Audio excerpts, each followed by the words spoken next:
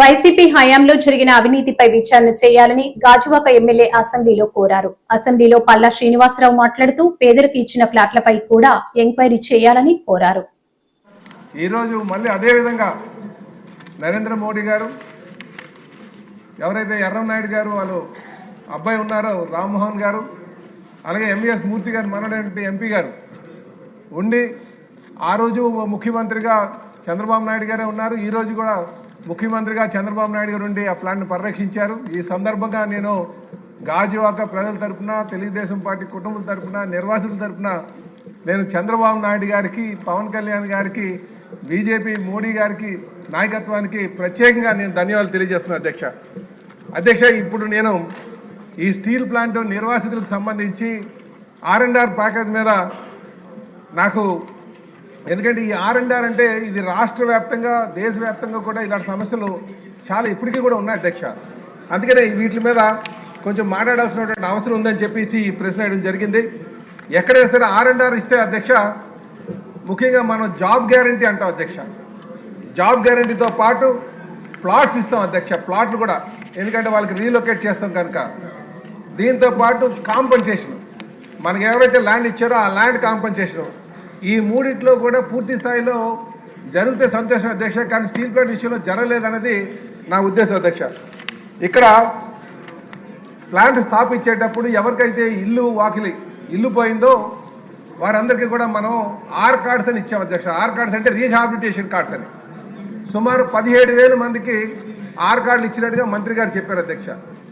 ఇందులో genuine cards 15,900 అన్నారు అధ్యక్ష.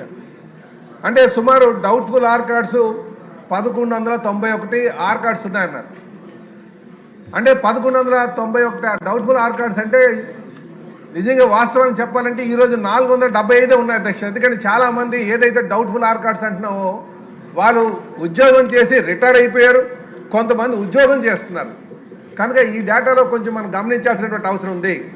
అంటే నేను అన్నది ఏదైతే డౌట్ఫుల్ R కార్డ్స్ అన్నావో అది 475 మాత్రమే ఉన్నాయి అధ్యక్ష. 75 రమారమి. కనుక ఇది ఇప్పుడు అభియాన్స్లో పెట్టడంలో ఎటువంటి ఉపయోగం లేదు, దాన్ని రెగ్యులేట్ చేయాల్సినటువంటి అవసరం ఉందని. ఒకసారి ఇలా R కార్డ్స్ క్యాన్సిల్ చేస్తే మరి ఉద్యోగం చేసిన రిటైర్ అయిపోయిన అందరికి తగ్గించి మనం కాంపెన్సేషన్ తీసుకుంటామా? కనుక ఆ రోజు 1981లో వాళ్ళ ఎవరికి ఏజ్ లేకపోవడం వల్ల, ఏజ్ డిసైడ్ చేయకపోవడం వల్ల, ఏజ్లో ప్రాపర్ సర్టిఫికేట్స్ లేకపోవడం వల్ల, ఎందుకంటే కార్డు మేజర్ మ్యారేజ్ అంటే 18 సంవత్సరాలు దాటినటువంటి వారికి, పెళ్ళైనటువంటి వారికి ఇవ్వడం జరిగింది అధ్యక్ష. కనుక దీని మీద ఒకసారి మనం మంత్రి గారు ఆలోచించాల్సిన అవసరం ఉందని చెప్పి ఈ సందర్భంగా తెలియజేస్తున్నాం అధ్యక్ష.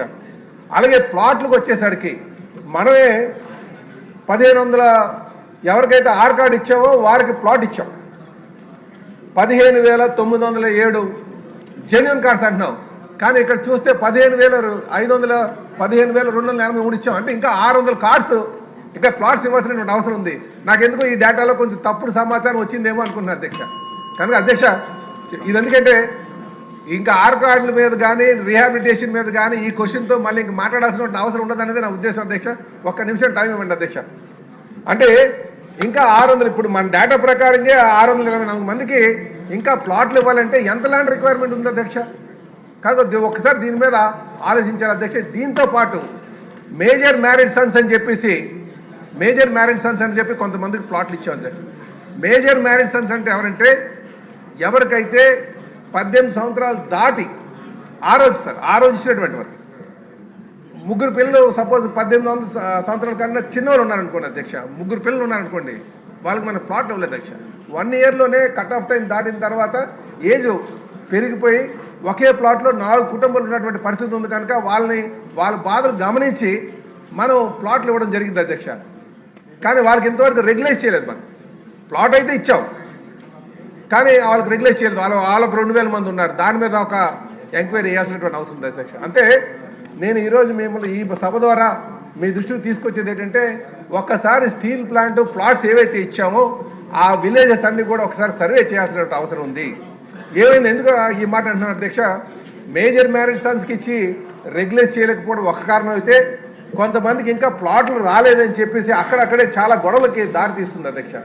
ఇది కాకుండా మనం online data R card regularise చేసి ఆన్లైన్ డేటా పెట్టాం. ఆన్లైన్ డేటా పెడితే ఆ ఆన్లైన్ డేటాను చూసి కొంత దళారులు మళ్ళీ వచ్చి ఇబ్బంది పెట్టేటువంటి పరిస్థితి ఉంది అధ్యక్ష. కనుక దీని మీద ఒకసారి పూర్తి స్థాయి ఎంక్వైరీ చేసి దాన్ని వాస్తవాలు బయట తీసుకురావాల్సిన అవసరం ఉందని చెప్పి తెలియజేస్తున్నారు అధ్యక్ష. ఇదే కాకుండా అధ్యక్ష, చివరిగా ల్యాండ్ కాంపన్సేషన్ 23 కోట్లు ఇచ్చామన్న అధ్యక్ష.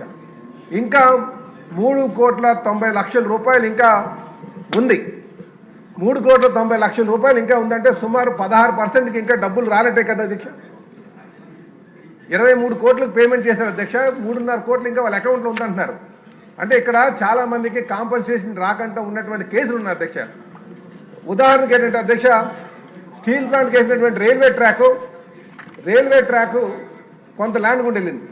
ఆ రైతులు ఏం చేశారంటే రైల్వేస్ మీద కేసేసి స్టీల్ ప్లాంట్ మీద కేసు వేయలే, వాళ్ళకి ఇంతవరకు కాంపన్సేషన్ రాలే. కనుక అధ్యక్ష, దీని మీద కూడా ఒక్కసారి మంత్రి గారిని అధికారులని కొంచెం చూసి పూర్తి స్థాయి ఎంక్వైరీ చేసి దీని మీద న్యాయం చేయాల్సిందిగా కోరుతున్న అధ్యక్ష. చివరిగా మిమ్మల్ని కోరేది ఏంటంటే ముందుగానే లాస్ట్ అన్నారు, మళ్ళీ చివరిగా అంటున్నారు. చివరి ఇంగ్లీష్లో అన్నారు, తెలుగులో అన్నారు. అంటే నడుస్తున్నప్పుడు కొన్ని పాయింట్లు గుర్తొస్తున్నాయి అధ్యక్ష. అందుకనే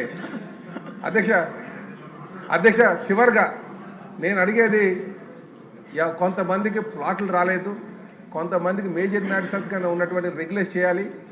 ఆర్కార్డ్ డౌట్ఫుల్ ఉన్నవి కొంచెం రెగ్యులైజ్ చేయాలి. కాంపన్సేషన్, ముఖ్యంగా రైతులకి కాంపన్సేషన్ ఇవ్వకుండా ఉన్నటువంటి కేసులు 20 కేసులు ఉన్నాయని చెప్పావు.